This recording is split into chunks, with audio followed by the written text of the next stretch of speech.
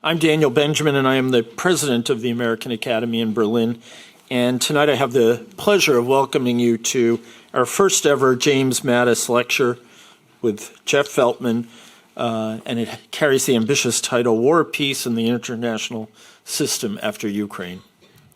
About this fellowship, the General James N. Mattis Distinguished Visitorship was established as an enduring testament to General Mattis's achievements. It was announced in Berlin in November of 2021 when Jim Mattis was awarded the Henry Kissinger Prize by the Academy. I'd like to add as a footnote that Jim Mattis had been selected for the Kissinger Prize before I arrived in the plague-darkened summer of 2020, and it was one of the things that made me really pleased to be joining the American Academy, because Jim Mattis is a friend and was someone who I worked with and someone I admired greatly. And so it told me a lot about the institution I was joining. And I should also add that during the summer of 2020, I was looking everywhere for things to cheer me up. Jim Mattis has been recognized as one of the preeminent American military leaders of our era, as a four-star general and as head of the U.S. Military Central Command, as well as the 26th U.S. Secretary of Defense. Mattis is justly celebrated for his vision, his integrity, and his unwavering principles. His steadfast insistence on the centrality of democratic institutions, as well as his support for NATO and the emphasis he always placed, and I emphasize always, on the overriding value of America's alliances, made him a beacon in a time marked by populism and short-sighted criticism of longtime allies. That will be clear to everyone who remembers the crisis over the U.S. troop withdrawal from Syria and the impact that was going to have on our Kurdish partners. And it's worth recalling that Jim Mattis is one of the very, very few cabinet officials to resign over a matter of principle in our recent history. In light of today's challenges to transatlantic ties, I think Jim Mattis is more of a beacon than ever. The Mattis visitorship exists to advance the transatlantic conversation, increase the clarity of understanding between our two nations, and strengthen connections between the United States and Germany. I want to express my deep thanks to Raytheon Technologies, Schmidt Futures, and General Dynamics, whose desire to honor Jim Mattis with their generous support made this visitorship possible. Now, when we created this fellowship, I knew exactly who I wanted to be the first Mattis Fellow, and seldom in life do you get your first choice, so I couldn't be more pleased that we're starting off this program with Jeff Feltman. Another person, I should add, who was equally pleased was Jim Mattis, and he and Jeff had worked closely together in the Middle East over a number of years.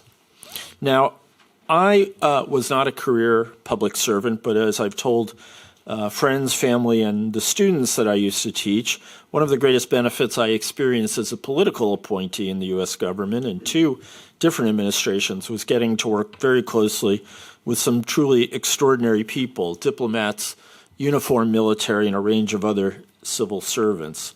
And like many Americans, I grew up in a culture that undervalues, I would say, government, but also the people who make government work. My time in government changed all that really quite dramatically, and I got to collaborate with dedicated, hardworking, and frequently brilliant individuals for whom there was nothing better and nothing more important than serving their country. And Jim Mattis was one of those people, and our speaker tonight, Jeff Feltman, is another. I got to know Jeff quite rapidly when I joined the Obama administration in 2009 because I was State Department coordinator for counterterrorism. He was Assistant Secretary for Near Eastern Affairs, and many of my problems were in his region, as you will all remember. Many of Jeff's problems were in his region, too, and he was the guy who, on a daily basis, had to get up every morning and figure out what he was going to do with the latest outrages from Muammar Gaddafi, Supreme Leader Ali Khamenei, Yemen's Ali Abdullah Saleh, an underappreciated devil in his own time, and lots of other compulsive callers from Capitol Hill. So I found Jeff quickly to be not only one of the easiest of my colleagues to work with, but also among the most insightful and unusually eager for all of his colleagues to succeed. It was an enormous pleasure working with Jeff. I mourned his departure for the United Nations, where he then served for nearly 6 years as Undersecretary General for Political Affairs. And for those of you who don't know the UN system as well, that is a small job like being the foreign minister for the whole UN system. In that capacity, he was the chief foreign policy advisor to Secretary General Ban Ki-moon and then Secretary General Antonio Guterres, and he frequently briefed the Security Council. And even for those of you who feel like you are living on jets from one day to the next, I think it's hard to imagine just how grueling the two jobs Jeff had back-to-back are. Yet even after leaving the UN, Jeff didn't stop to rest. Instead, he accepted an appointment from the Biden administration to serve as special envoy for the Horn of Africa, where there was a viper's nest of problems awaiting him, and he served in that job until January of last year. I think everyone who knows Jeff or has worked with him would agree that he is one of the most insightful and lucid analysts of U.S. foreign policy and of global affairs today, and also one of the most enjoyable people to spend time with. He is currently a visiting fellow in international diplomacy at the Brookings Institution. He is a member of the Board of Advisors to the Dialogue Advisory Group, a member of the Advisory Council of the Berghoff Foundation, and a senior advisor to the European Institute of Peace. So one thing the federal government does very well, and it's often criticized for all those other things, is it gives out lots of awards, and Jeff has a basket full of them, including two-time Presidential Service Award and many others too numerous to list. It is truly great, and I know I speak on behalf not just of myself but of the whole Academy, to say that having Jeff here is a dream. And with that, I'm going to turn it over to him in just 1 second. First, I just want to tell those who are joining us virtually, Jeff will present his remarks. He seems to have been affected by the Department of Defense and even has PowerPoint. And we will have a short conversation on stage followed by Q&A. Feel free to send questions into the chat function. The Q&A function, just the Q&A function. Yes, I need to get that right. Jeff, it is really great to hand the microphone over to you.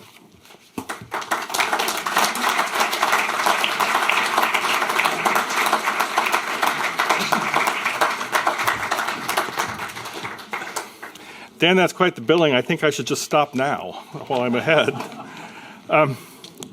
No, really, I want to thank the Academy for giving me this opportunity. And Dan, it's really great to see you, and I have to say that it's a lot more enjoyable to be talking about global affairs overlooking the Wannsee than it was in those fluorescent lit hallways of the State Department. This is a really impressive institution, and I really feel that I have gained a lot just by talking to the other fellows and the whole community at this institution, so thank you for this opportunity.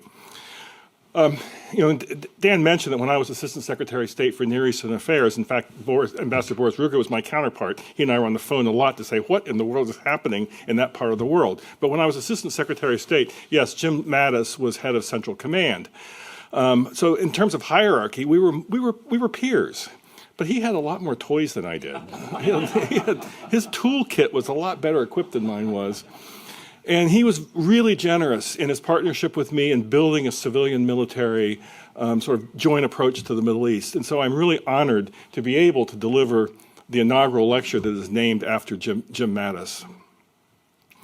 And I also want to note that tonight's audience here includes 4 friends and former colleagues who are arguably more qualified than I am to speak on tonight's subject. There's Berghoff Foundation head Andrew Gilmore and Ambassador Martin Kobler somewhere, and they served repeatedly in tough assignments for the United Nations over a number of years. Ethiopian statesman Takeda Alamu was Ethiopia's ambassador to the Security Council, including during the time when I was in New York, and German Ambassador Harold Braun led Germany's mission to the UN during some of my time in New York. And so these are true veterans of the international system, and I hope they'll share some of their perspectives later tonight. And we are discussing this very topic during the 50th anniversary year of when the Security Council unanimously recommended that the Germans join the UN system. The German Democratic Republic and the Federal Republic of Germany both entered the UN in September 1973, nearly 50 years ago. Germany today is the UN's fourth largest financial contributor and has been elected to 6 Security Council rotations.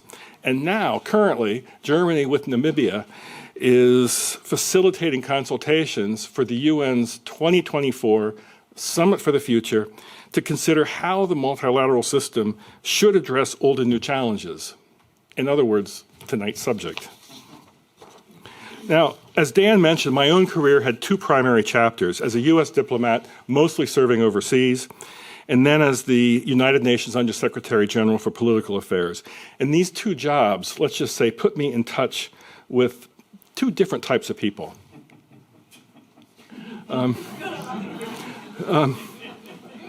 And I will, the one on the right, I was already retired from the State Department, but they had a caption contest in the State Department and for that one. And the winning caption was seated, left to right.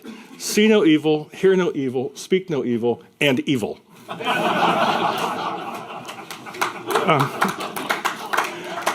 But I'll draw from both of these experiences in trying to talk about our subject tonight. So I've got 4 areas I want to cover tonight. First, an overview of the existing multilateral system and why Russia's invasion of Ukraine is almost unprecedented in its breach of what we call the rules of the road that have guided post-World War II relations between governments. Second, for comparison, I'll raise 2 examples from the 20th century of how the UN responded to earlier challenges to peace and security. Third, I'll give my analysis of how the UN has reacted to Russia's invasion of Ukraine. And spoiler alert, so far, the UN response to the challenges created by the war has been better than I anticipated, even though collectively we failed to prevent war. And then fourth, how should we think about the future of the UN and the multilateral system more generally in light of the war on Ukraine? Russia's invasion really creates new challenges, but it also exacerbates existing concerns with the international system. So first, the existing multilateral system. The multilateral system, or what we could call the global order, rests on a number of overlapping and intersecting mechanisms that work in tandem.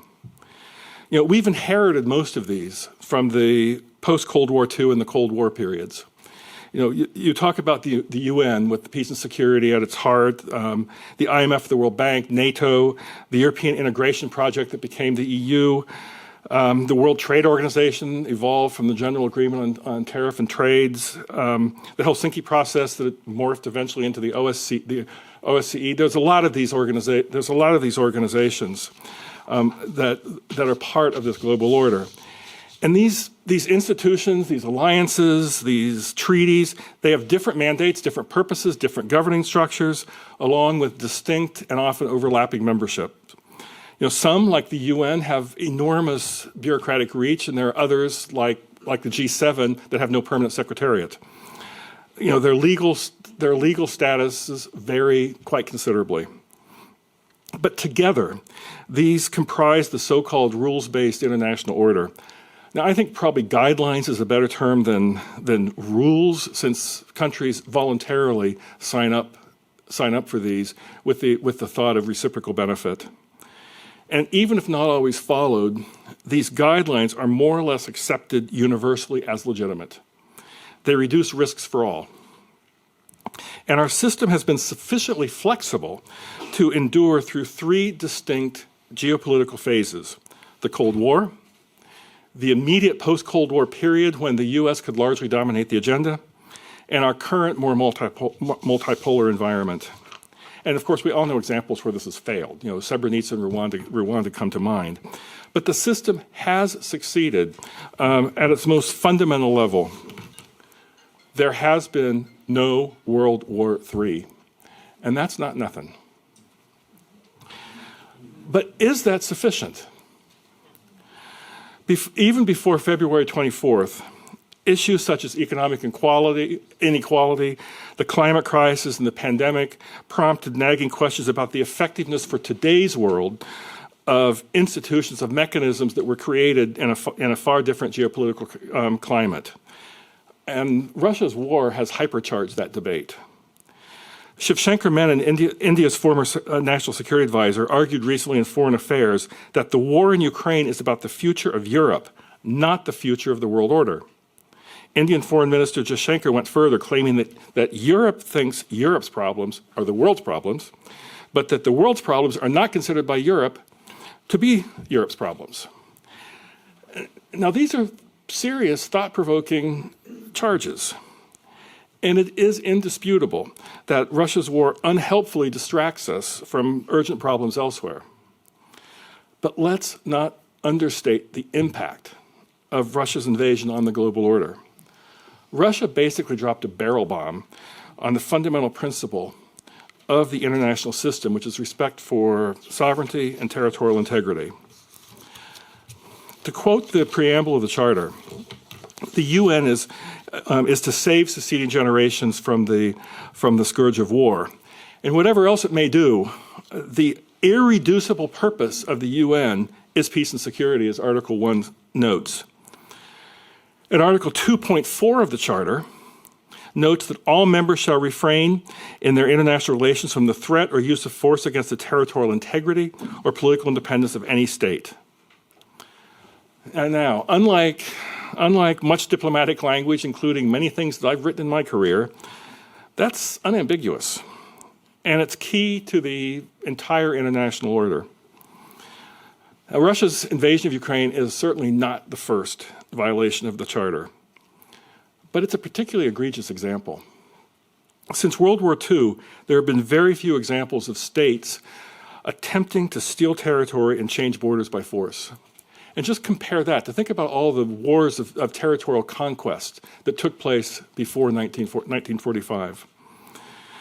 Even the 2003 US-UK-led invasion of Iraq, appalling as that was, did not intend to erase Iraq from a map. Washington and London did not use history to annex parts of Iraq's territory. Countries have overwhelmingly accepted that respect for sovereignty and territorial integrity is at the heart of today's multilateral system. And I think that if you talk to people before 1945, that was a revolutionary idea that's now ingrained into the system. Now, Article 51 of the UN Charter does prevent the use of force for self-defense. But we could argue, it doesn't seem to me that Ukraine in February 2022 posed a military threat to Russia. And as for NATO, the US forces stationed in Europe a year ago were 1/7 the size of the forces here during the Cold War.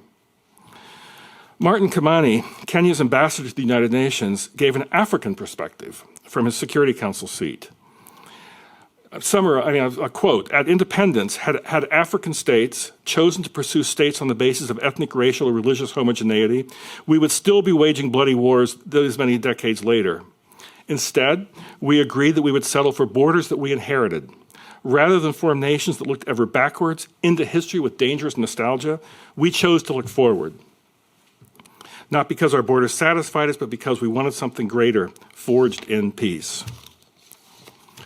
Let's now consider two earlier UN reactions to threats to international peace and security. First, the Cuban Missile Crisis of October 1962, when the world came alarmingly close to direct superpower war and possible nuclear Armageddon. Much of the story is well known, but the role of the United Nations is largely overlooked, at least in the United States.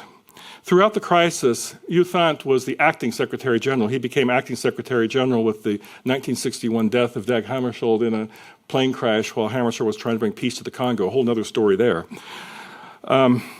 And Uthant was in direct communication with U.S. President John F. Kennedy and Soviet leader Nikita Khrushchev, exchanging letters and calls, adjusting proposals based on what he heard from the two sides. Uthant personally brokered the face-saving trade-off, which was suspending U.S. invasion plans of Cuba in return for the removal of Russian missiles from Cuba, and as we learned later, U.S. missiles from Turkey. Both sides accepted this. These are the communications from the U.S. and from the Russians on accepting this. And then Uthant went to Cuba to mollify Castro. This was not the first time that great powers worked behind the backs of affected clients. The UN verified the withdrawal of the missiles. The world exhaled. And this was preventive diplomacy at its best, averting superpower conflict and possible escalation to a disastrous nuclear showdown. To close the file, the United States and the Soviet Union submitted a joint letter to Uthant. This is just the opening of a longer letter. But the fun fact of the negotiators of this letter, imagine negotiating a joint letter between the US and the Soviets after they had just come close to nuclear war. The negotiator for the American side was John J. McCloy, the former U.S. High Commissioner in occupied Germany. And for the Soviets, it was Vasily Kuznetsov, who was then first deputy foreign minister. There they are with Uthant and the Russian ambassador and the U.S. ambassador. But Kuznetsov, in kind of a quirk of history, later on three different occasions, three different brief occasions, became essentially the head of state in the Soviet Union. He became acting chair of the Presidium of the Supreme Soviet after the deaths of Brezhnev, after the death of Andropov, and after the death of Chernenko. But I digress. I digress. The point is the critical, effective role that Uthant played in the most significant threat to international peace and security since World War II. I'll note that later the relationship between Washington and Uthant deteriorated. Uthant criticized the U.S. war in Vietnam, and he criticized the Israeli occupation of the West Bank and Gaza Strip. And I suspect that this is what explains the American amnesia about Uthant's 1962 peacemaking role. My second example is the UN's reaction to Saddam Hussein's August 1990 invasion of Kuwait. And in this case, the action moves from the Secretariat to the UN member states, specifically the Security Council. In speeches leading up to the invasion, Saddam Hussein rejected the very concept of the independence of Kuwait, citing history and culture. After seizing Kuwait by force, he briefly set up a puppet regime before announcing the annexation of Kuwait as Iraq's 19th province. Sound familiar? The Security Council immediately demanded withdrawal, imposed sanctions, declared the annexation to be null and void. In November 1990, the Security Council authorized force to liberate Kuwait, which of course happened the following year. In April 1991, the Council mandated that shares of Iraqi oil revenues would go to reparations to Kuwait. Interesting precedent there. 13 Iraq resolutions between August 1990 and April 1991 alone, and the Russian Federation voted for each one of them. After Kuwait's liberation, the UN assumed the task of delineating and verifying the international border and oversaw that reparations mechanism. As in the Cuban Missile Crisis, the UN acted effectively to a threat to international peace and security. And that brings me to the third part of my talk. How effective is the UN's response to the war in Ukraine?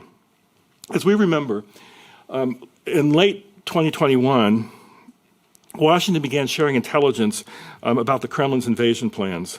Skepticism was understandable. First of all, the U.S. credibility was in question given the misuse of distorted intelligence to justify the Iraq War in 2003. And people questioned whether Russia would really violate the most fundamental understanding of the global order that Moscow itself had participated in creating in 1945. But the UN could have checked the warnings of Russian troop deployments via commercial satellite imagery, as the media did. Whatever he might have been doing discreetly, I wish that UN Secretary General Guterres, before the invasion, briefed the Security Council, demanded an explanation from the Russian Federation about the troop buildup, and reminded all member states of their obligations to settle disputes peacefully. Even when member states are behaving badly, the Secretary General should represent the principles of the UN Charter. It probably wouldn't have prevented the Russian invasion, but the UN would have been caught trying. On the other hand, had someone asked me a year ago to predict the impact on the UN of the Russian invasion, I would have been wrong. I would have assumed that such a breach of international norms by a major power would have propelled the UN into the utter irrelevance of the League of Nations in the 1930s. After the Japanese invasion of Manchuria, after the Italian attacks on Ethiopia, after the rise of Nazi Germany. But that's not happened. There's basically more resilience in this 78-year-old institution than I suspected. Yes, the Security Council is gridlocked on Ukraine, but the Council's continued other work. It has updated and passed mandates for peace operations. In December, it passed a landmark resolution exempting humanitarian deliveries from Security Council sanctions. And action on the war itself shifted to the General Assembly. The GA voted 141 out of 193 to condemn Russia's invasion and then to reject Russia's annexation announcement, 143 out of 193 member states, or about 75% of the membership. And in April, responding to the Russian vetoes of Ukraine-related resolutions, Liechtenstein, mighty Liechtenstein, successfully pushed a General Assembly resolution to raise the political price of vetoes. And now, a veto by any one of the 5 permanent members, the so-called P5, triggers a General Assembly meeting where the P5 member must explain and defend its veto before the entire membership. Now, this doesn't change veto privileges, but it makes the P5 more accountable to the organization as a whole and thus to the world as a whole. And I suppose it's sad to say, but this is the most significant reform to the Security Council since the expansion of membership from 11 to 15 in the 1960s. Okay, the Council and the GA are member state organs. What about the UN itself as an institution? It too reacted to the war with more creativity and effectiveness than I would have predicted. The International Atomic Energy Agency's inspection, reports on, and presence in Zaporizhzhia, the evacuation of civilians from Mariupol, which required the Secretary General's personal engagement with President Putin, rapid assistance to displaced refugees and the communities that host them, the World Food Programme's early warning about potential food insecurity, which created the international pressure that enabled the Black Sea Grain Initiative. There's work still underway on restarting Russian exports of ammonia, a key component of fertilizers. And the UN established direct and indirect channels to the Kremlin and to Kyiv for troubleshooting on humanitarian and other issues. The Black Sea Grain Initiative is worth spending a couple minutes on. For this initiative, the UN showed, I think, unusual coherence for what's really a notoriously decentralized bureaucracy. It's essentially 2 deals. One part of the UN looked at how to overcome sanctions, insurance questions, shipping questions, reputational risk questions to get Russian commodities, fertilizers and food out of Russia and onto the world market. Another part of the UN looked at the arrangements needed to make sure that Ukrainian agricultural exports could go out despite the Russian blockade of Ukrainian ports. And these 2 things were linked in a very, very clever way. Other parts of the UN worked on things like what are the existing maritime laws that could be used to govern ship inspections that you wouldn't have to go back to the paralyzed Security Council on Ukraine to ask for new authorizations. And the UN worked closely with a private foundation on to put in place the beginning of this deal, and then they used a Russian oligarch to help troubleshoot at the other end. Turkish outreach to both sides was essential. A UN, Ukraine, Russian, Turkish joint operations center in Istanbul keeps this all working. In summary, this is a complicated but successful arrangement of political mediation, technical competence. It's all wrapped up in humanitarian imperatives. And let's hope that the UN can manage a technical rollover before this thing expires on March 18th. And other parts of the UN system are responding well, in addition to these, not too many to discuss tonight. So, good marks for the UN in reacting to the consequences of the war. This is not like the League of Nations in the 1930s. But none of what I just said addresses that irreducible peace and security purpose of the UN. Even were Secretary General Guterres suddenly to jump into peacemaking, like Upend did, and be welcomed in key capitals if he would do so, I think the UN's unlikely to serve as the peace broker that ends this war. But whenever the fighting stops, there will likely be a need for the UN.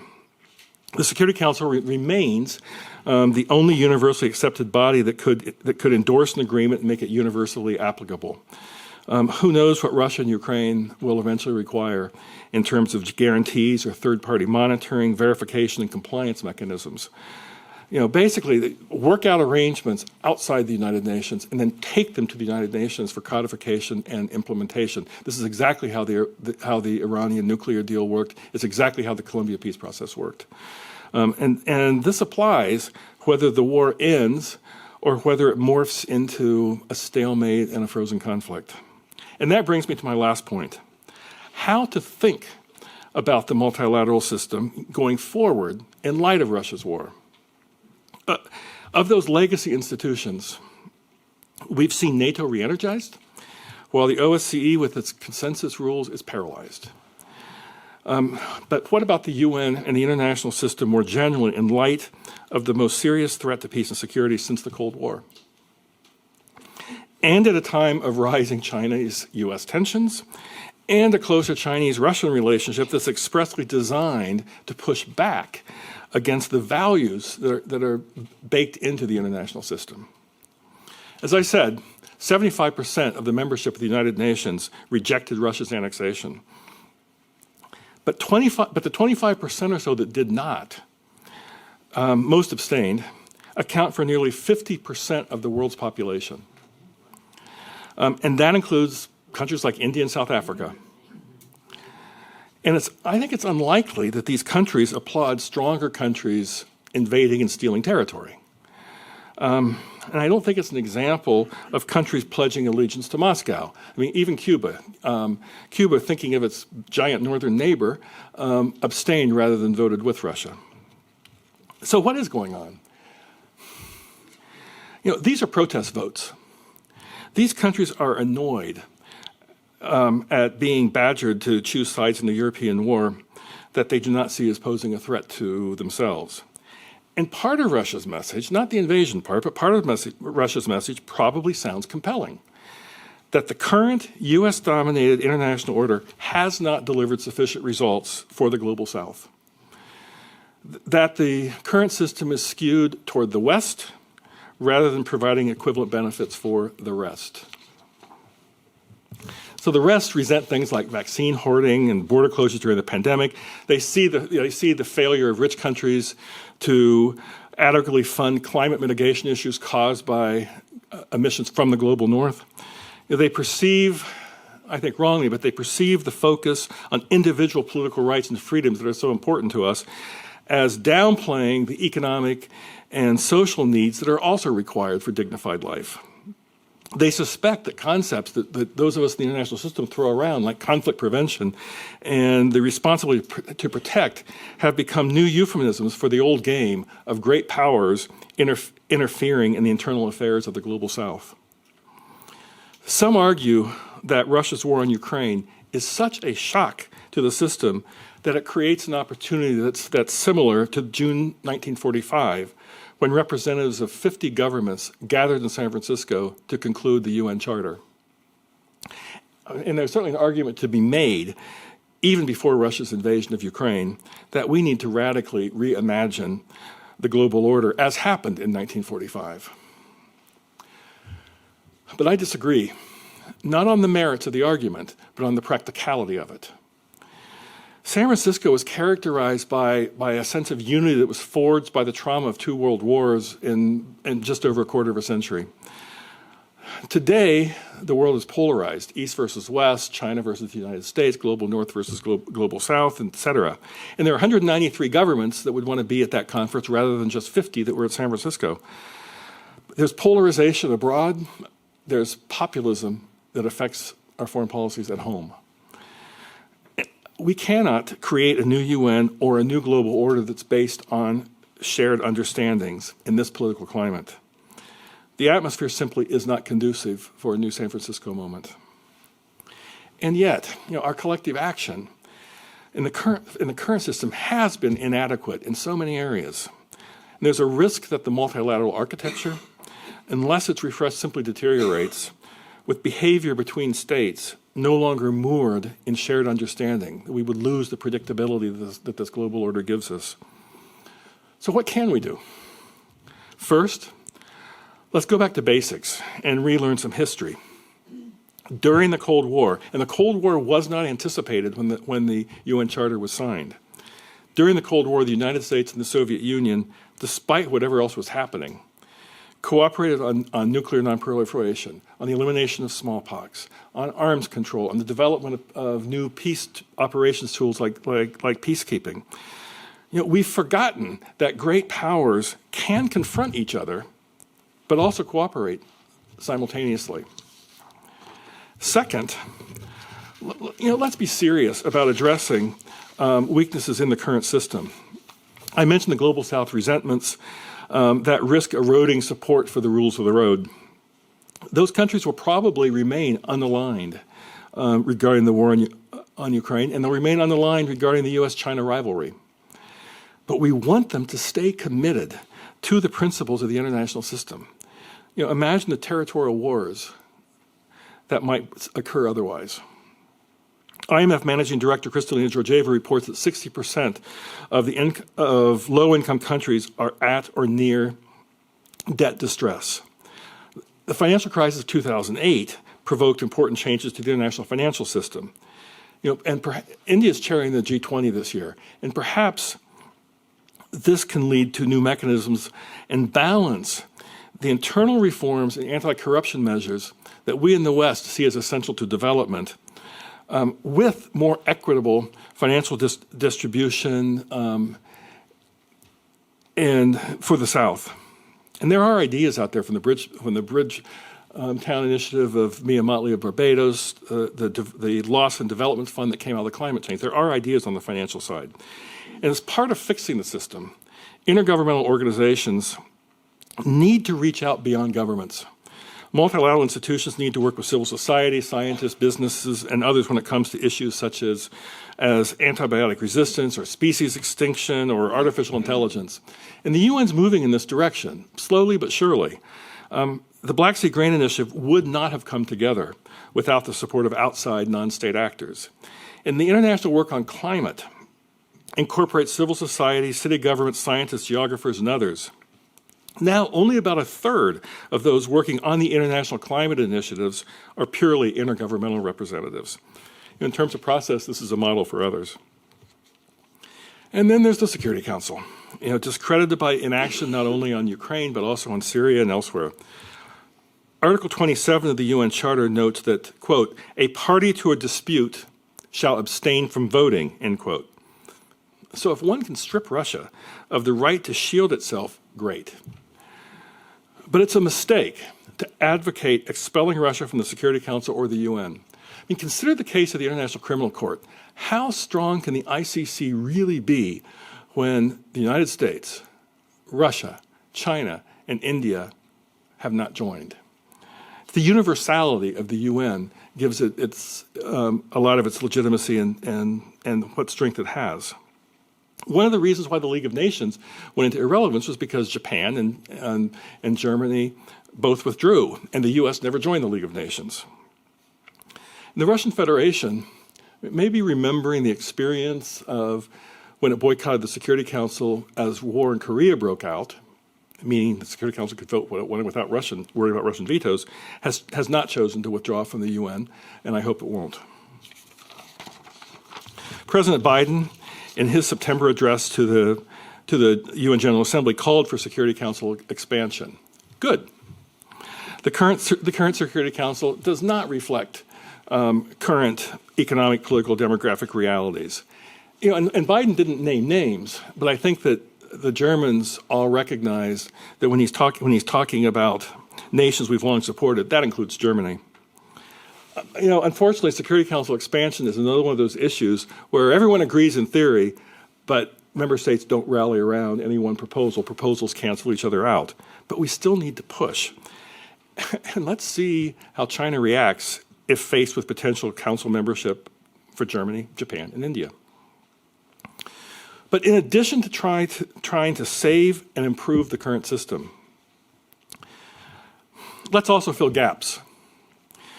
What do we need to address specific challenges that are not covered by the existing architecture?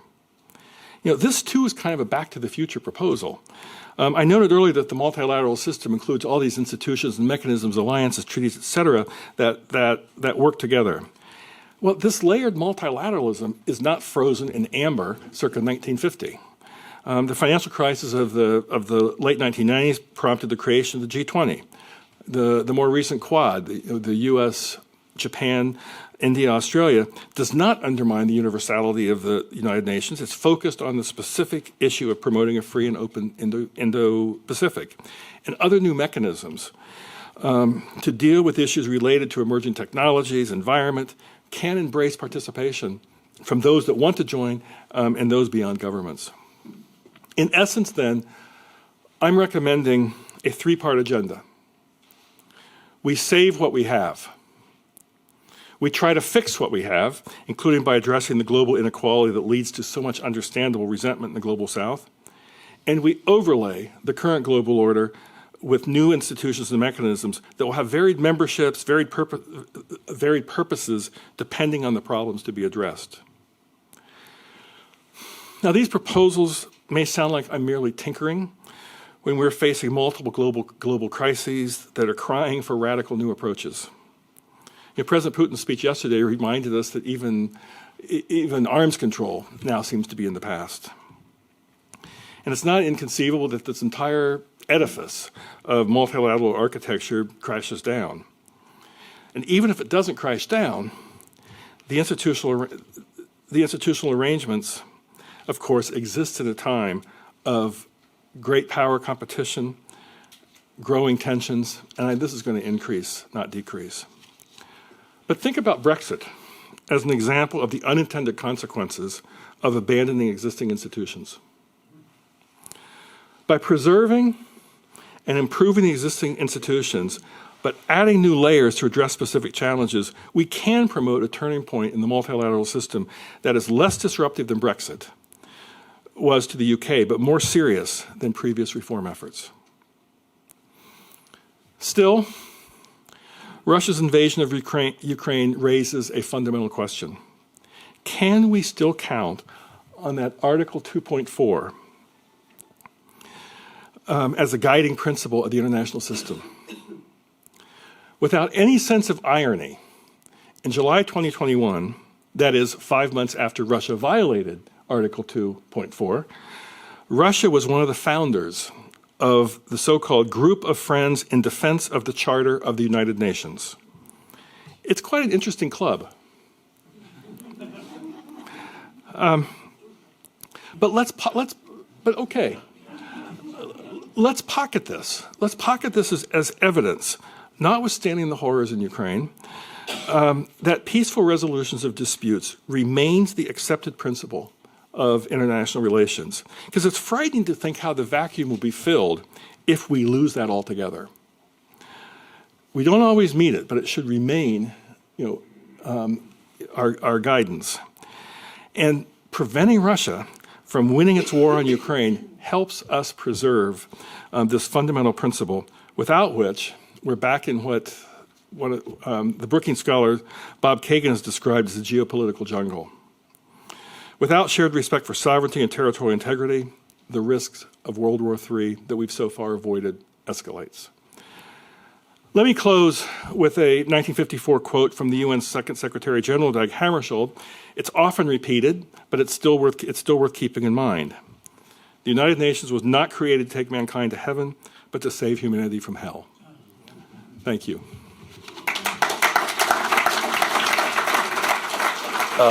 You know much more about the UN than I do and the international system, so we'll get to them very quickly. I just had a couple of questions. Question one, or by a little prologue to question one.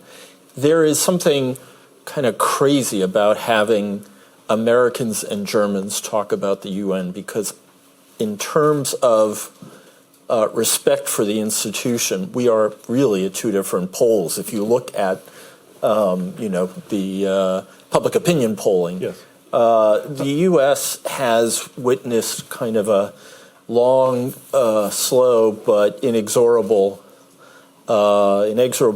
decline in respect for the UN. My sense is that Germans still strongly believe in the Charter and in the international system as a way of preserving peace and security.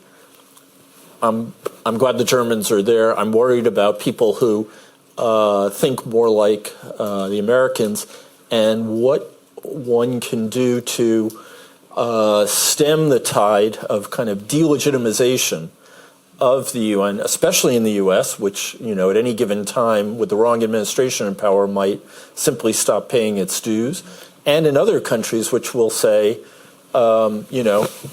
it's supposed to preserve peace and security. It doesn't seem to be doing that. What are we all so worked up about? There was sort of an expression in the UN that, along the lines that you're talking about, that Europe sort of overvalues and romanticizes multilateralism in the UN, that the United States undervalues the UN and the multilateral system, and China wants to change the UN and the multilateral system. And I was struck when I went, when I retired from the State Department and took the job in New York, I was struck by how, at least in every peace and security meeting I think I attended, and Andrew was in many of them with me, the question always came up, what does the U.S. think? And it wasn't because the UN Secretariat was trying to align itself with U.S. views per se. It was because it was a really important point of reference. What does the U.S. think about this issue? Because if the UN didn't agree, they'd have to figure out how you manage that. If they did agree, it meant something else. I can't remember sitting in my office, you and I having conversations during the Arab Spring in 2011, ever saying, what does the UN think? We just didn't. But I think on public opinion, the Better World campaign of the UN Foundation, the foundation that Ted Turner set up in Washington about a quarter of a century ago, does regular polling. And the support in the United States is higher than you would imagine for the UN.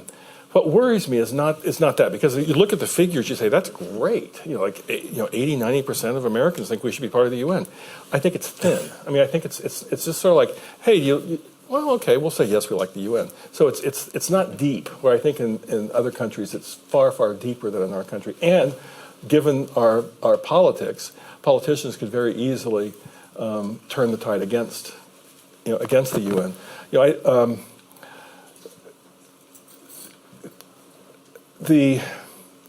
I think that as America, I'm speaking as an American now, what we get is we get accepted burden sharing.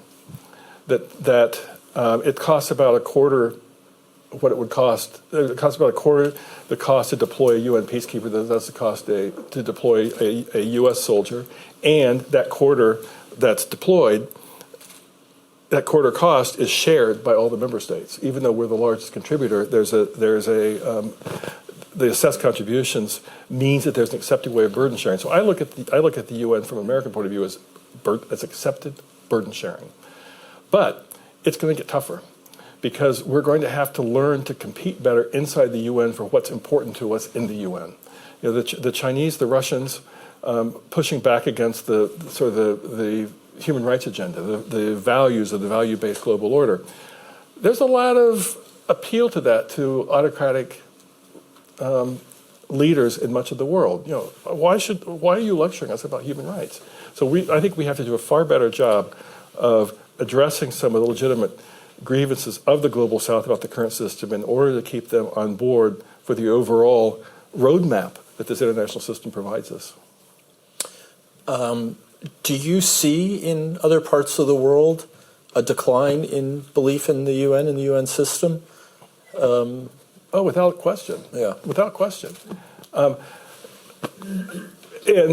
I don't think we're going to go back to the days where upend is talking directly with the the Secretary General is talking directly with the U.S. President and the now Russian President to solve things that often. I think that we need to look at the UN as the place where agreements are codified, where implementation mechanisms can be developed, but it does not have the status that it had in those immediate post-World War periods. What I'm worried about is if we lose it altogether, then we've lost the roadmap for how interstate relations should be.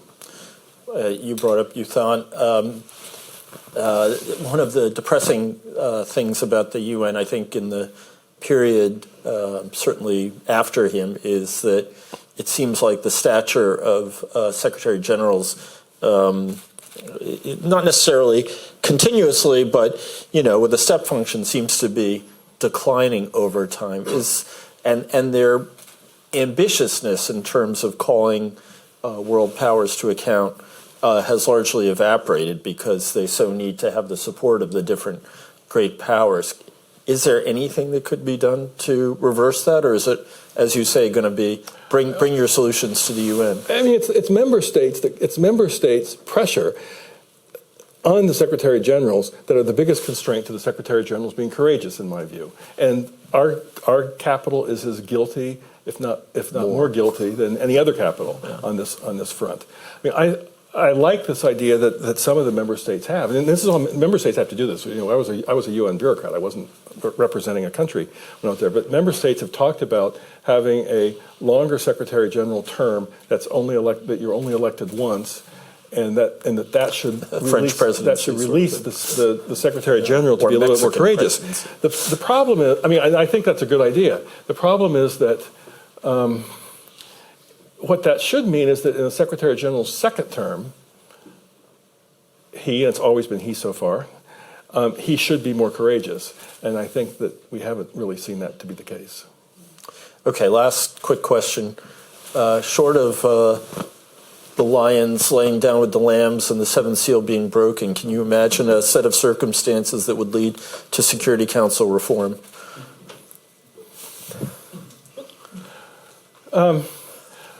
It's a real problem because you can imagine, for example, Pakistan rallying its friends to make sure that the proposal for Security Council reform that would put India on the council never takes place.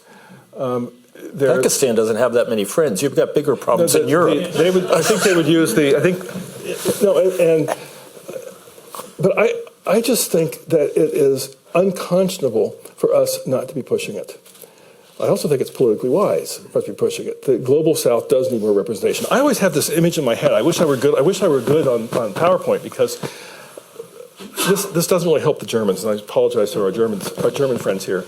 But imagine that UN symbol, that the upside down world, and then imagine that UN symbol that the countries or the continents are weighted by demographic weight. Asia becomes huge. Africa becomes huge. And then the third slide is Security Council membership, weighted by that. And Europe becomes huge, and Africa and Asia are tiny. That, to me, is a visual symbolization of the problem with the Security Council. And I just think that we should keep pushing, but I don't see the membership lining up behind a single membership. And, as an American, there's no risk to us if Security Council expands. We will still have the veto. It'll be less efficient if the council's larger, but there's no existential risk to our interest to have the council expand. I think we would accept it and maybe even welcome it, but as long as, for example, Europeans are trying to ensure that they never lose their seats and that others don't get them, it's a big issue. Anyway, I've said enough already. So, Andrew Gilmore, a man who knows a thing or two about the UN. Wait for the microphone, please. Do you mind, if I come out here? I feel very weak.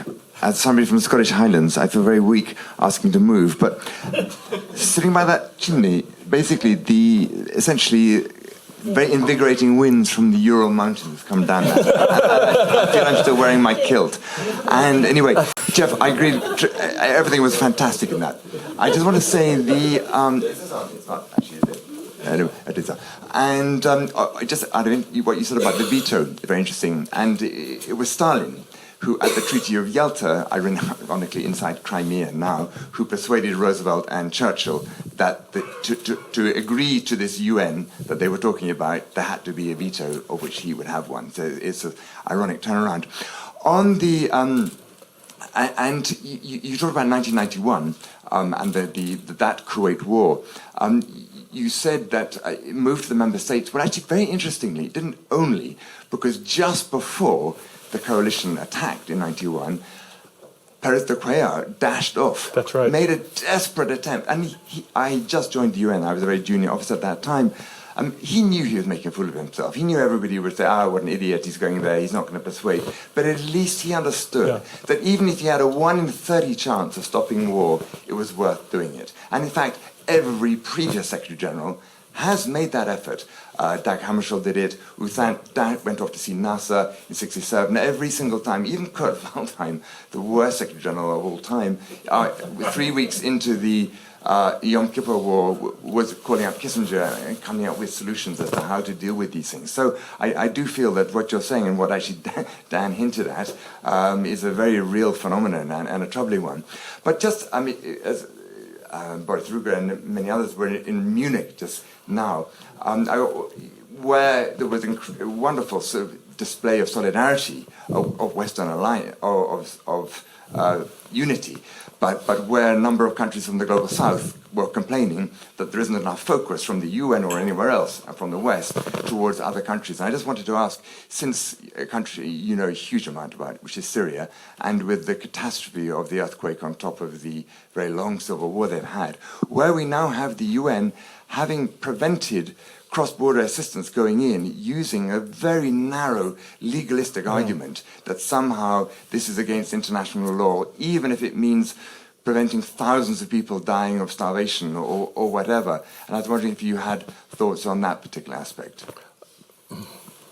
I agree with the arguments, and Andrew, that you and I and others have seen that there's a group of international lawyers that make the argument that various conventions would permit the UN to go into Syria in situations like this, even against the without having to go to the Security Council to ask for permission.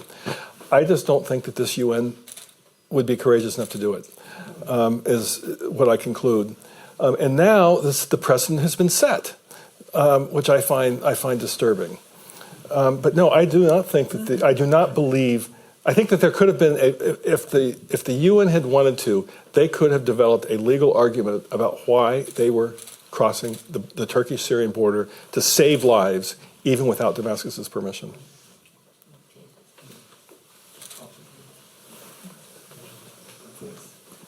Hello.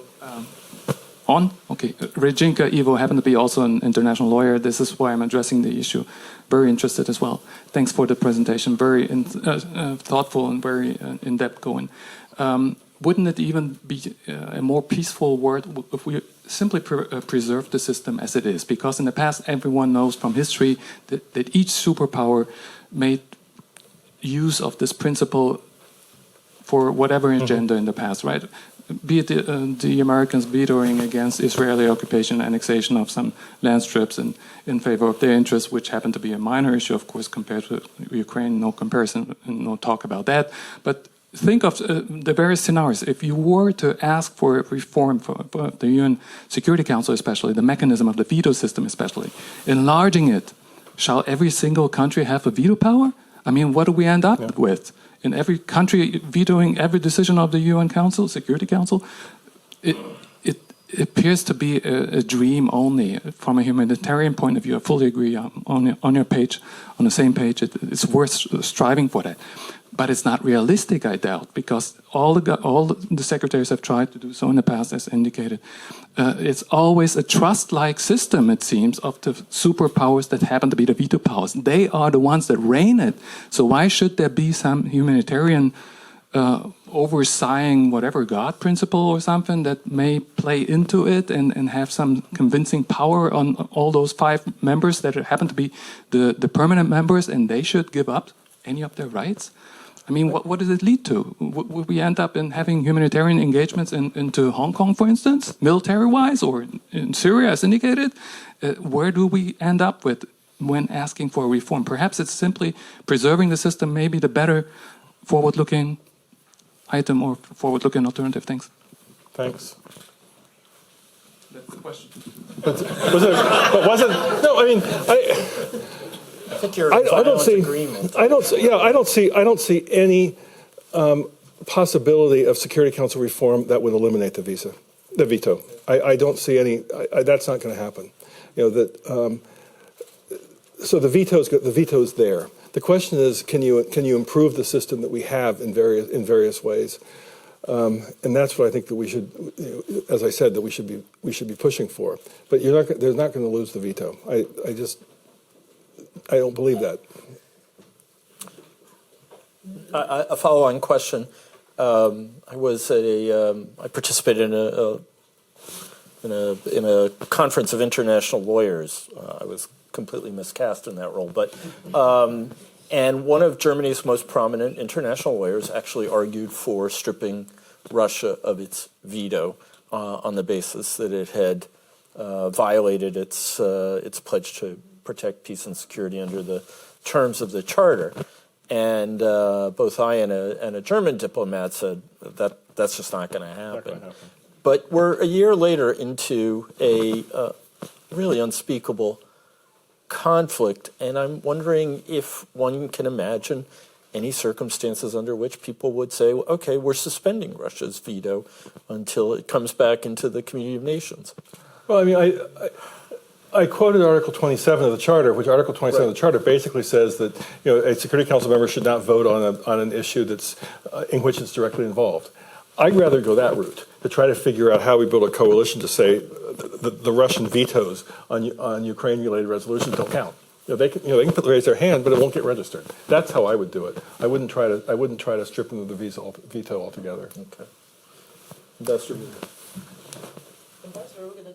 That's you. Yeah, he's waiting for a microphone. Because there's people online, right? And they can't hear me. Yes, that's right. That's right. Right? That's the way it works. Thank you for being considerate. So, first of all, Jeff, it's great to see you. Real pleasure. Article 2, paragraph 4 is sort of the central, right, clause.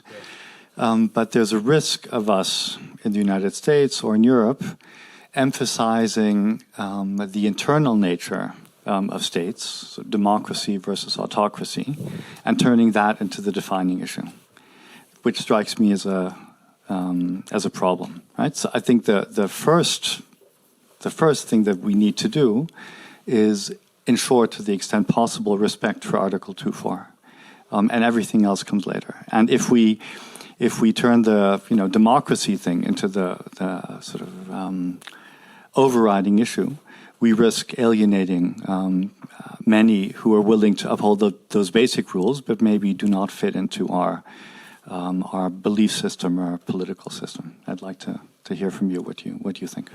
I'll give it to Ambassador Shapiro.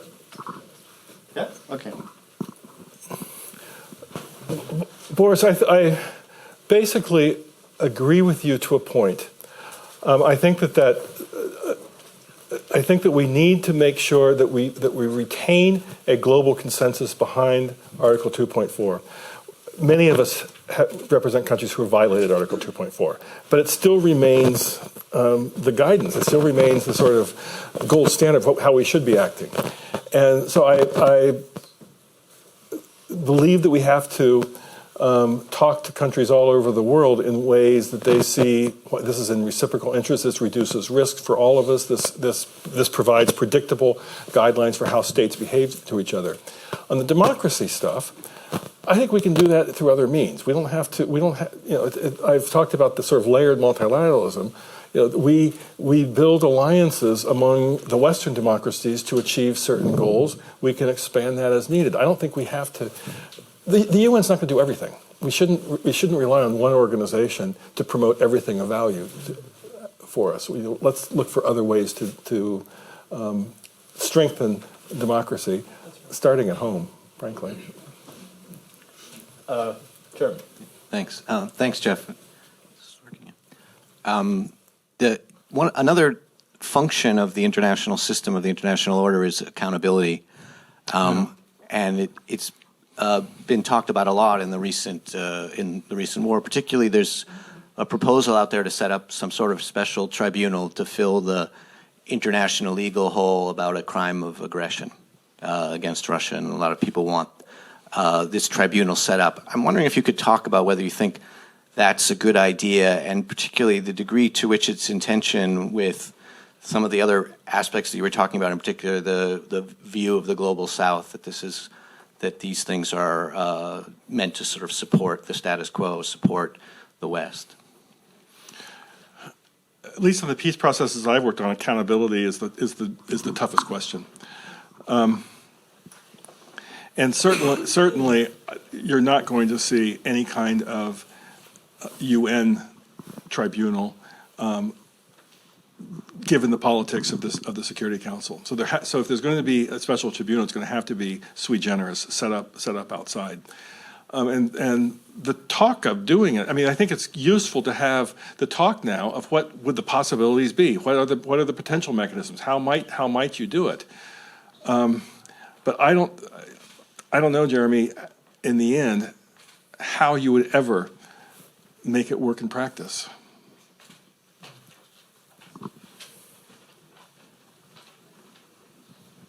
I'm going to go all the way in the back for a change of pace. Yes, thank you very much. Thank you, Mr. Feltman, for this very interesting lecture. As a German, I really woke up a year ago being really afraid with the war starting. First of all, I looked how far is Kiev from Berlin and found out that it is so close. Second thing, I thought as a great friend of America that the United States of America are going to take out the coals out of the fire again. And I think you really did. And the world can be thankful for that. The question for you, because you're talking as an American, do you think with the change of a president of the United States to Republican will change the world, or if the Republican president would be effect now, we would not be in the world we are in now? That's my question for you. Thank you. We weren't going to talk about that.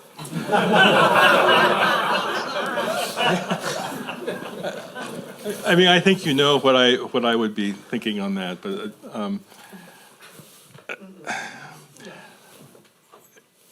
there are. I mean, you can follow our political debate at home on this issue, and. I don't know. I don't know what to say, Dan. Said enough already. Yeah. I mean, it's really up to you if you want to. I think that in the UN system would be considered an abstention. Okay, so there were a bunch of other hands. Herr Brose.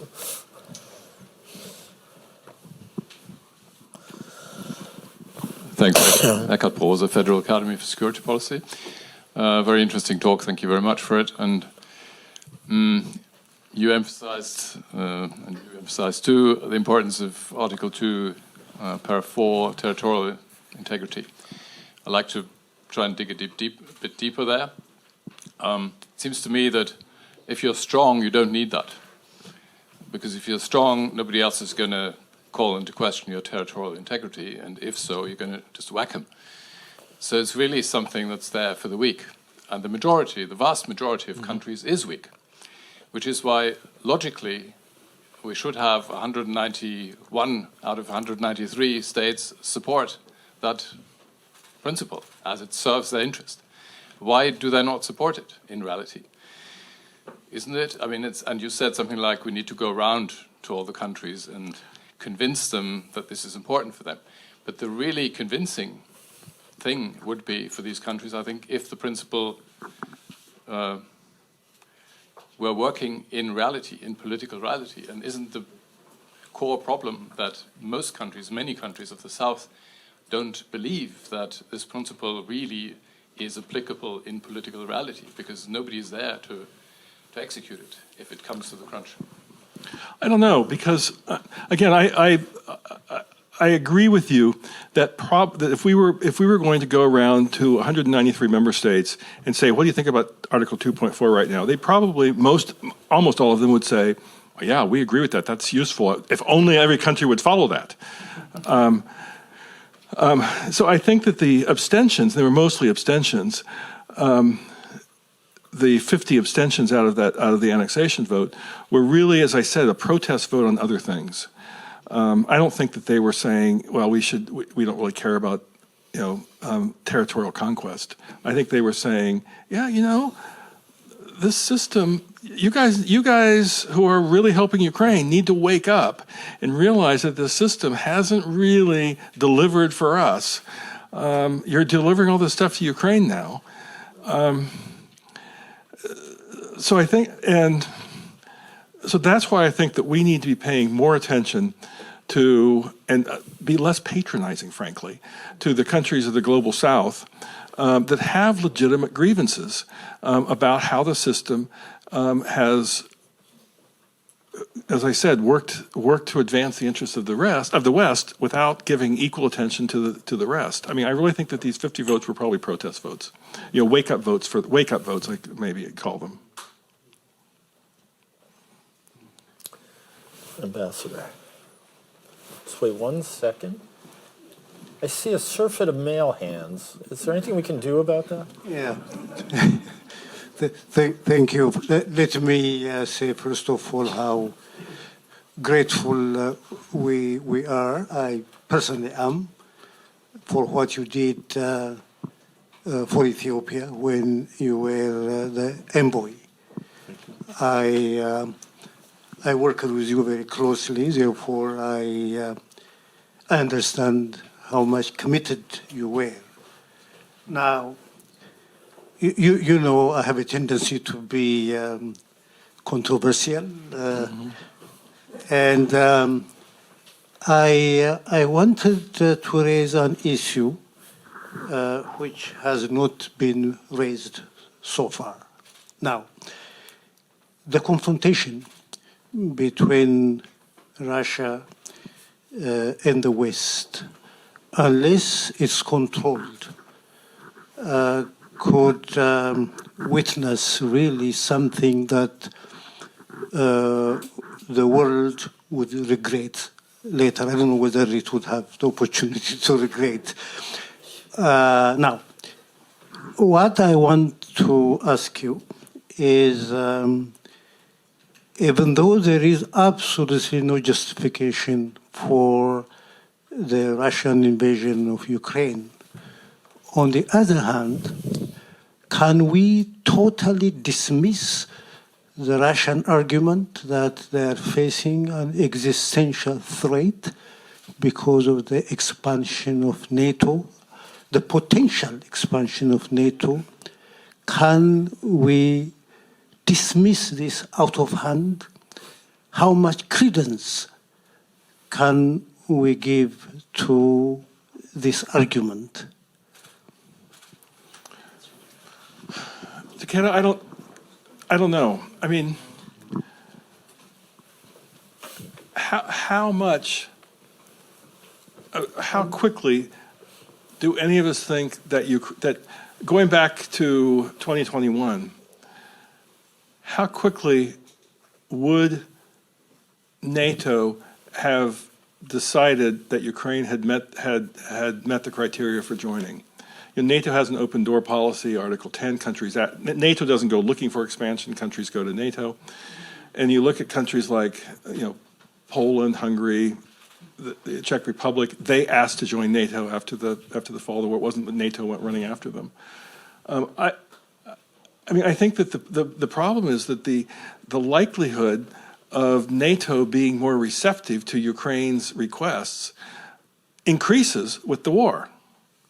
That it would have been far easier to have some kind of understanding about an Austria-like neutrality for Ukraine before February 24th. Now I think it's very, very hard.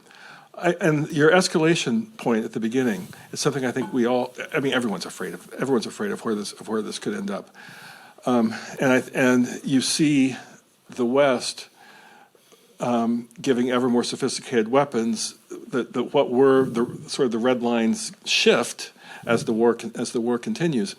I was meeting with a senior Saudi figure not very long ago, and it was really interesting because he said to me, and this is a very knowledgeable person, he said, Jeff, we know that you really don't care about Ukraine defeating the Russians. This is all just, you're just doing this for, everyone's just doing this for public consumption. I said, what do you mean? He said, because we saw what happened in 1991. If you were serious about expelling the Russians from Ukraine, you'd be on the ground, just like you were in Kuwait. And I said, but don't you think this is wiser? That we're not intentionally trying to escalate by putting troops on the ground and having direct confrontation between the Russian Federation and the United States of America? He said, no, you're just playing. It was really strange perspective, I thought.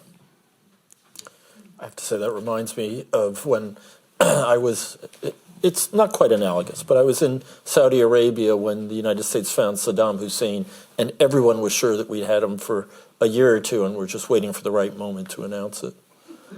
It is incredible to me how misunderstood we can be sometimes. But anyway. So, yes, please. Absolutely. Yes, right. Well, I hope you have a question to go with the hand. Yeah. So, the one female hand.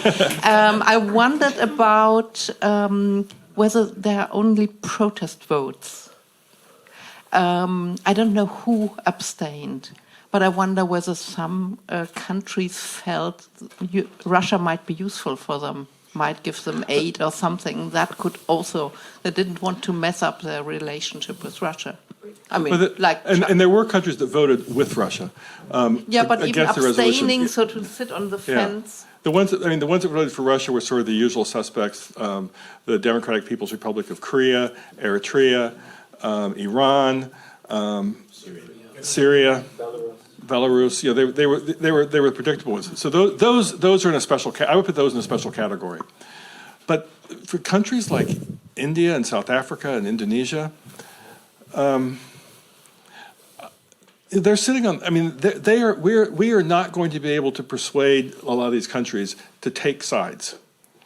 This war is far away for them. They may be affected by global prices, by food insecurity, whatever, but this war is far away from them. We're not going to be able to convince them to take sides. I think it's a fool's errand to try to get them to take sides. It just adds to the resentments that I said. But I really don't think that they see themselves as abandoning the basic principles of the international system.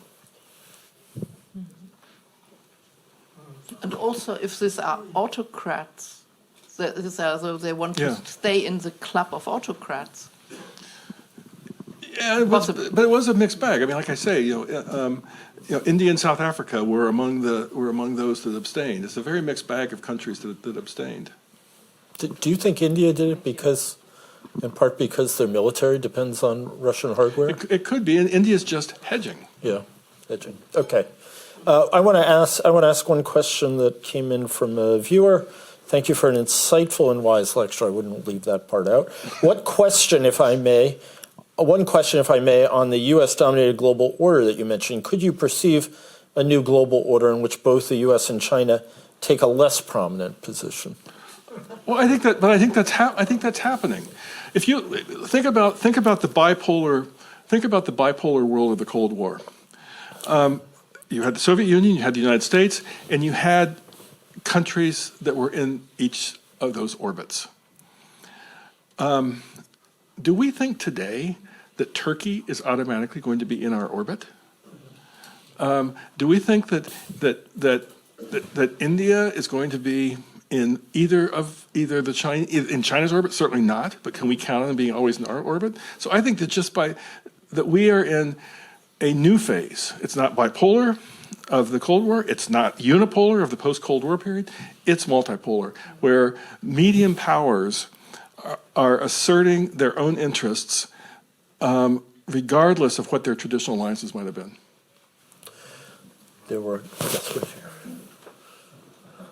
Don't worry, Martin, I'll get to you, I promise. Thank you. Gerhard Kurz, German Institute for International and Security Affairs, SWP.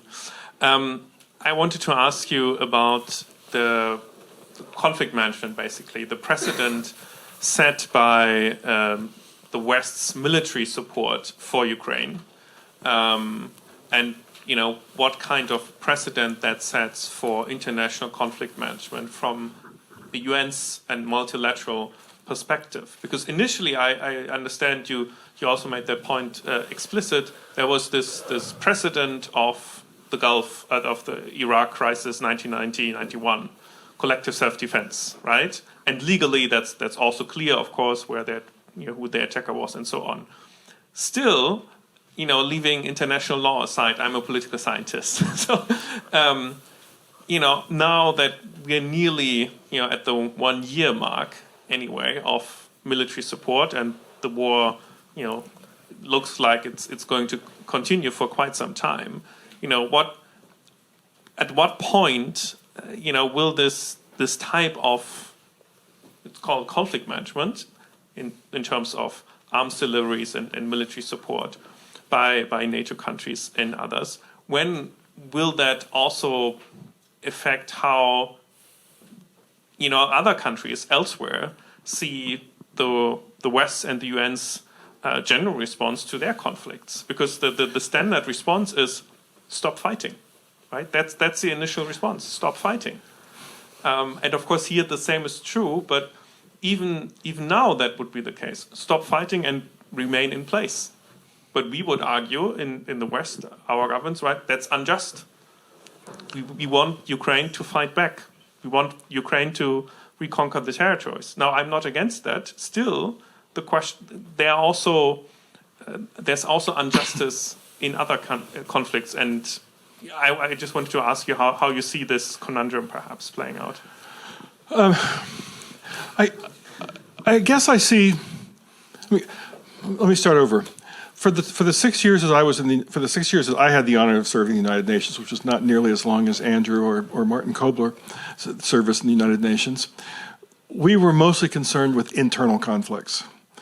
We really didn't have the experience of conflicts between states. It was internal conflicts, and my friend Ambassador Takeda, is from Ethiopia, and Ethiopia has just gone through a horrible internal conflict, and so that's what the UN has mostly been trying to manage since even during the Cold War and thereafter, rather than interstate conflicts, and that requires, in most cases, the permission of the sovereign state to be able to deploy troops into an internal conflict. Like if I had said to your prime minister, I think we should propose UN peacekeepers going to the north of Ethiopia, he would have rejected that altogether, as again external interference in the internal affairs of Ethiopia. And I can't imagine that we would unilaterally put together a coalition against the request of the government of Addis to go into Tigray and force peace or deliver arms to either side. It wouldn't happen. So I think the Ukraine war is luckily a rare example of territorial acquisition by force in the post-1945 period, and it means that we have different mechanisms. there was also, of course, territorial acquisition by force in 2014, where the world did not choose to go in to try to assert Ukrainian sovereignty in Crimea or the parts of Donbass. The same thing in Georgia. So we are in new territory. You're right on that. We are in new territory. But I'm not sure it's going to be applicable to the internal conflicts that are most of the ones that we're dealing with internationally. Ambassador Kobler, there in the back. Come forward. Oh, thank you very much. Jeff, thanks for your lecture and the great ideas. Now, first of all, I would join you in the assessment on the role of the Secretary General here. This is really, I must say, a disappointing performance, and also Andrew mentioned it. I think a Secretary General has the duty in these kind of situations to be the guardian of the Charter. And this task, so to say, this job was not very well done, despite of the fact that Mariupol and dealing with the consequences and the grain deal was another example. But the Secretary General's duty is to be the guardian of the Charter. You mentioned Article 99, and I only can join you in this assessment. But now my question, I take with me from the lecture your 3 points: save what we have, fix what we have, and overlay with different kind of instruments here. And here comes my question. If we think of the third point, overlay, you mentioned the Quad and others, CSCE, OSCE was a good example of a parallel kind of achievement to bring about the end of the Cold War at the end of the day. Now, if we think of these kind of initiatives now and organizations, how do you assess, let's say, the African Union and other regional organizations? And here comes a little bit of a doubt. Would the African Union be an overlay, kind of parallel system? We see much of the endeavors of the Secretary General now and of the UN to delegate to the African Union. African problems should be solved by the Africans. Another, in the Congo now, a different kind of African troops being active there to solve the problems. But wouldn't this, at the end, lead to more erosion of the international value system if we delegate to, let's say, the African Union, given the, well, not very good performance of the African Union? Martin, I like your description of the Secretary General as should be the guardian of the Charter. It's a good expression. I will borrow it in the sincerest form of flattery. The African Union, I think, is a special case. There's no other regional organization or sub-regional organization that has the size or the political weight of the African Union. The EU is something completely different. But when I hear the expression "African solutions for African problems," okay, fine, I get it politically. But what do we have? What do we do when the African problem, whatever it happens to be, extends beyond Africa? Libya is a good example, where I was Assistant Secretary of State at the time. We did a terrible job in 2011 in terms of coordination with the African Union. Without question, we failed miserably in trying to come up with some common understandings with the African Union on Libya. But the African Union's expression was, leave it to us, African solutions for African problems. Trouble was, Libya was not only an African problem, it was a European problem. It was a Middle East Arab problem. It wasn't simply an African problem. So I guess my view is that we shouldn't assume that those African solutions for African problems need to be exclusively African solutions when the problem might extend beyond Africa. And in terms of delegating to the African Union, sometimes I'm afraid that is a cop-out on the UN's part, for example. And I would have thought that even on the portfolio I had for the first year of the Biden administration on the Horn of Africa, where the African Union looked to me to be quite ineffective and quite slow in trying to address the horrors that were taking place in the war in the northern Ethiopian highlands. In the end, the African Union pulled it off with the Pretoria Agreement. So I predicted doom, and they in fact pulled it off. I was once again wrong. But it seems to me that if we are going to be delegating, subcontracting at the African Union's request, African solutions for African problems, we need to also make sure they have the capacity. I think about Syria, how much the international community did to try to get in aid to those parts of Syria that were being besieged by Bashar al-Assad's government. We didn't subcontract this to the League of Arab States. The international community really rallied behind ideas. I agree with Andrew that the UN should have gone further in terms of the access. We didn't do the same when it came to starvation in northern Ethiopia.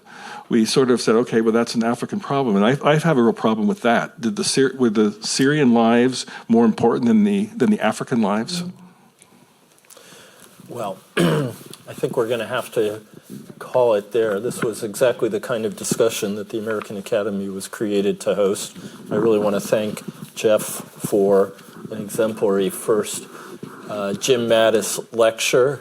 I just want to let you know or remind you that our next lecture is going to be on the 28th, next Tuesday, with Simone Howe, professor of anthropology at Rice University, on the future of water.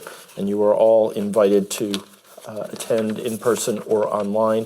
Please check our website. Thank you so much for coming. It's been a fantastic discussion.